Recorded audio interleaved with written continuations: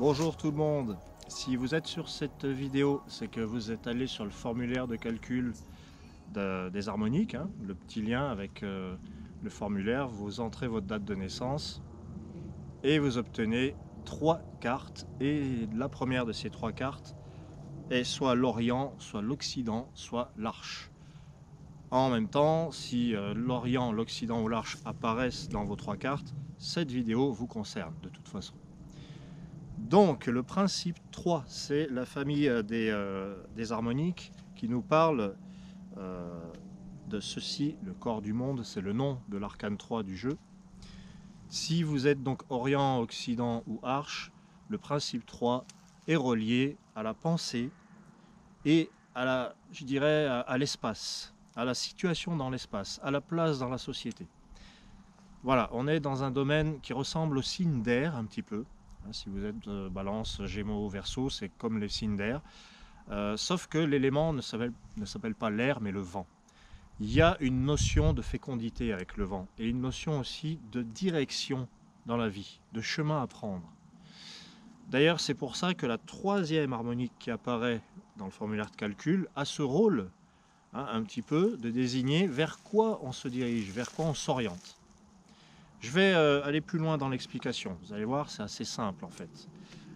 Si vous êtes Orient, c'est que la première harmonique de votre triade, c'est le 12, c'est l'Orient, et c'est que vous avez un élan, une espèce de jeunesse d'esprit, de fraîcheur d'esprit, qui vous donne envie de vous ouvrir au monde, de voyager, d'aller de l'avant, et aussi qui fait que vous aimez bien prendre la main des gens et puis les emmener avec vous. Il y a un côté conquérant chez l'Orient. C'est celui qui montre le chemin. Il peut être un guide et il peut facilement être un coach. Hein, voilà, il y a beaucoup de coachs. C'est un petit peu, je dirais, c'est un petit peu, c'est pas forcément des thérapeutes, des gens qui soignent, mais c'est des gens qui motivent plutôt. C'est des gens qui ont une énergie, un dynamisme et qui vont le partager. Ça fait beaucoup penser aux adolescents, à la jeunesse, à ce qui est dans le vent. Voilà, les jeunes, vous discutez avec les plus jeunes, ils vont vous dire, bah oui, mais de nos jours, on fait plus ça. Hein, de nos jours, on va plus sur Skype ou je ne sais quoi. Voilà, les ados ont une connaissance aiguë du moment présent que les plus âgés n'ont pas. Eh bien, vous, les Orients, vous allez conserver un pied dans la jeunesse, dans l'enfance. Ça ne fait pas de vous des êtres immatures, c'est pas du tout ça. Ou alors, c'est l'Orient mal vécu, mal intégré, l'Orient en excès. Hein, on a des petits, voilà, des petits moments de folie, on fait comme les enfants, comme les ados. Mais c'est bien de rester une sorte d'enfant ou d'ado parce que ça nous donne une spontanéité. On est spontané, on est naturel et c'est beaucoup plus fluide et c'est beaucoup plus agréable. Hein, on est vivant. C'est ça l'Orient, on profite de la vie. On est un peu pressé aussi. Hein, c'est l'empressement. Alors symboliquement, l'Orient, c'est l'éveil. On peut voir qu'il y a les yeux de Bouddha derrière cette image. Ils sont fermés. L'éveil, ça ne veut pas dire être tout énervé, tout excité. L'éveil, ça peut être un éveil en dedans. Et en fait, de l'extérieur, on paraît très serein, très calme, très posé, en réalité. Hein, c'est pas le... Alors, on peut être un sportif quand on est Orient. On peut réussir là-dedans. Ou le reste du thème peut nous dire que, bah, tiens, il y a un Orient qui est favorisé, c'est quelqu'un de sportif, pourquoi pas. C'est quelqu'un qui pilote, c'est quelqu'un qui conduit, c'est quelqu'un qui, voilà, qui emmène les gens, c'est quelqu'un, c'est un chauffeur, voilà, ça peut être ça. Ça peut être ça. Même de manière imagée. Vous êtes le conducteur du bus, les Orients. Et tout le monde vous suit. Donc votre grande qualité, c'est d'être une sorte de précurseur. Vous êtes le premier à faire quelque chose. Vous êtes un petit peu le guide, voilà, en un mot. Donc plusieurs choses à retenir pour l'Orient. La jeunesse, jeunesse d'esprit, dynamisme, capacité à prendre des initiatives, à connaître l'instant présent, à être éveillé, vif, à motiver les autres. Et puis peut-être les défauts, un côté inconséquent, un côté qui va trop vite. Ça peut être ça aussi. Mais il y a vraiment, moi ce que j'ai observé chez les Orients, un univers de jeunesse qui est conservé, et c'est bien. Je vois des gens qui ont 35, 40 et plus, et puis qui ont gardé des passions qu'ils ont depuis tout jeune, quoi. Voilà, il y a aussi ça chez l'Orient.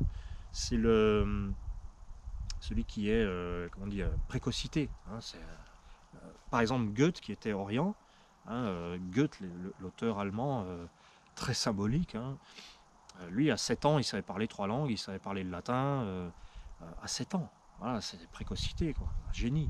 Et lui-même le disait, dans des citations de Goethe, vous pourrez chercher, c'est l'instant qui compte. Il y a beaucoup de l'ici et maintenant dans l'Orient. Voilà. Je vais passer à l'Occident, qui est donc la deuxième harmonique de ce principe 3, qui peut être vécu de la même manière, mais qui surtout va aller un petit peu dans le sens inverse. Hein, c'est la maturité, l'Occident. C'est là où le soleil se couche. L'Orient, c'est l'Est, c'est là où le soleil se lève. L'Occident, c'est là où il se couche. Donc, les Occidents, qu'est-ce qu'on va en faire de cet Occident? On est dans le principe 3, on est dans l'intellect, la pensée, on est dans la réflexion, on est dans la recherche d'une place dans la société, et l'Occident va faire cela dans le sens où il va vouloir aller jusqu'au bout des choses. On va dire que c'est le signe de la patience, tout comme l'Orient, ça pourrait être le signe de l'impatience. L'Occident, il est patient, il est peut-être mûr avant l'âge. Il est dans une quête de la sérénité. Les Occidents célèbres, ça va être Lamartine, qui va parler du temps qui passe. L'Occident, il a vraiment besoin d'aller jusqu'au bout, mais c'est pas pour ça qu'il y arrive, parce qu'il est perfectionniste. Et cette fameuse perfection qui fait partie du symbolisme de l'Occident, est-ce qu'on peut l'atteindre? C'est une question, ça. L'Occident, il peut avoir du mal à tourner la page. Voilà, si vous êtes Occident, peut-être que vous avez besoin d'un petit coup de pouce pour pouvoir tourner la page, changer quelque chose dans votre vie et ne pas rester immobile dans la même situation. Ou rester dans le passé, ou vous dire c'était mieux avant, ou refaire toujours la même chose, parce que ça fonctionne. Il n'y a pas de recette. L'Occident vous dit qu'il n'y a pas de recette. Vous pouvez innover tout le temps. Mais les Occidents peuvent être de grands novateurs aussi. L'Occident, donc, c'est celui qui a besoin d'aller jusqu'au bout, d'achever quelque chose et qui a besoin d'être parfait. Hein, la perfection, c'est tout un cheminement et au bout d'un moment, on a quelque chose de parfait. Eh bien, peut-être pas. Dans l'Occident, moi je pense beaucoup à un de mes auteurs fétiches qui est Frank Herbert, qui était Occident, à travers Dune, hein, qui va sortir au cinéma fin 2020. À travers Dune, il raconte un petit peu l'histoire de ce prophète visionnaire qui devient immortel quelque part, avec l'épice, hein, ce fameux épice dont il parle dans Dune. Mais il y a la notion de la préscience, et puis il y a l'immortalité.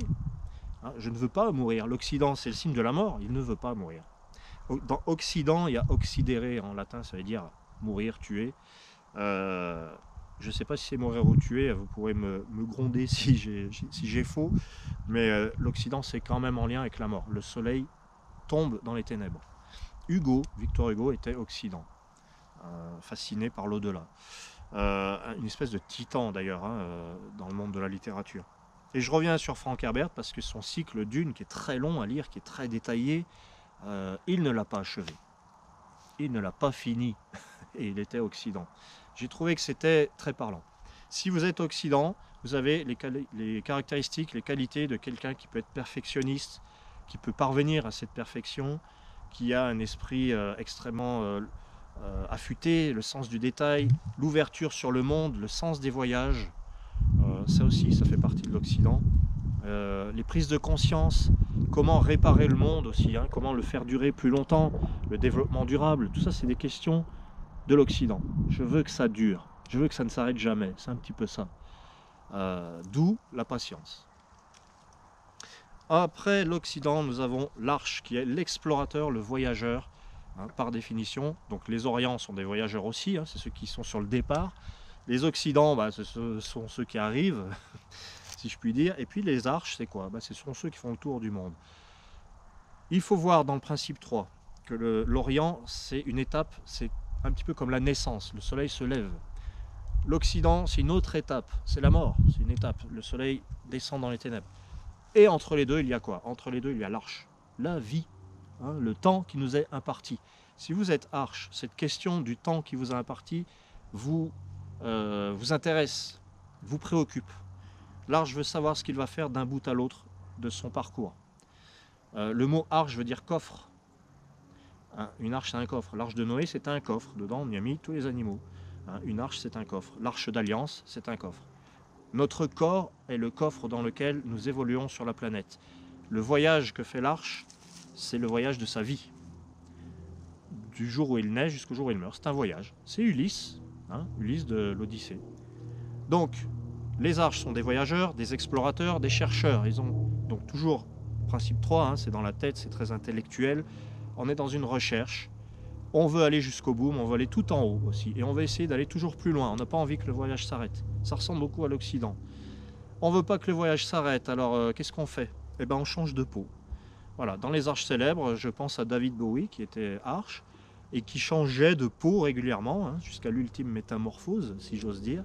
Il a changé de look, c'était dans son look, mais il était ascendant miroir. Intéressant. Donc l'arche, c'est quelqu'un qui se transforme. Vous avez Kafka qui a écrit La Métamorphose, qui était arche.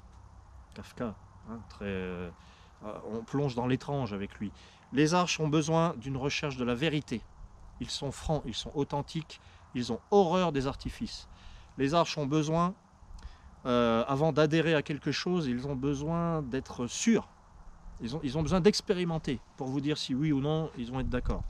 D'ailleurs, quand j'ai présenté mon système des harmoniques à beaucoup d'arches, au début ils m'ont dit « je suis sceptique ». Bah, moi-même je l'ai été. Hein, donc, et puis après, une fois qu'ils ont adhéré, ils ont complètement adhéré. Complètement. L'arche a besoin d'expérimenter les choses. C'est l'explorateur, c'est le chercheur. Si vous êtes arche, vous pouvez être scientifique. Vous pouvez être dans la recherche. Vous avez une recherche aussi pour votre vie privée. C'est la recherche de l'âme sœur, souvent. L'arche. Mais l'arche est aussi quelqu'un de très solitaire. Parce que très sélectif. L'arche est quelqu'un de sélectif. L'arche, ça peut être quelqu'un qui sait jusqu'où il peut aller, où sont ses limites et quand il doit redescendre de l'autre côté de la montagne. Hein, l'arche, c'est le pape Benoît XVI qui n'est pas allé au bout du mandat. Un pape, normalement, il est élu à vie. Et bien lui, non. Arche, il a dit, c'est bon, j'arrête. Il est parti avant la fin. Ça ne veut pas dire que l'arche renonce ou qu'il abandonne, ça veut dire qu'il sait jusqu'où il doit aller. Alors, le cas précis de Benoît XVI, je n'en sais rien, je vous l'avoue, mais l'arche en tant que symbole, en tant que signe astral, hein, zodiacal, en tant qu'harmonique source, c'est ça, c'est je vais tout en haut, si je dois faire quelque chose, je le fais au mieux, mais une fois que j'ai terminé, je passe à autre chose, parce qu'il n'y a rien qui dure tout le temps. C'est le sommet de la montagne. Une fois qu'on est en haut de la montagne, eh ben on redescend, on change de montagne, on va ailleurs. Ça, c'est l'arche. Besoin de chercher, d'aller toujours plus loin. Celui qui a découvert le télescope, bon, le télescope qui porte le nom de Hubble. Hubble est arche. Enfin, il était. Hubble, c'est celui qui nous a montré que l'univers, dans un petit carré d'1 centimètre par 1 centimètre, les étoiles, si vous rétrécissez encore, il y a encore des milliards d'étoiles, et si vous rétrécissez encore, il y en a encore des milliards et des milliards. Il a prouvé qu'on pouvait toujours aller plus loin. C'est ça la grandeur de l'arche. Il y a énormément à dire sur l'arche. Donc je vais m'arrêter là pour le moment, mais je vous rassure, il y aura plein d'autres vidéos où je vous parlerai de l'arche, de vos signes, de vos ascendants, et de la raison pour laquelle on vient au monde avec l'arche, l'Orient, l'Occident comme signe. Je vous remercie, je vous embrasse tous, je suis très heureux de partager avec vous ce nouvel univers que nous allons explorer ensemble, les Orients, les Occidents, les arches et tous les autres. À bientôt.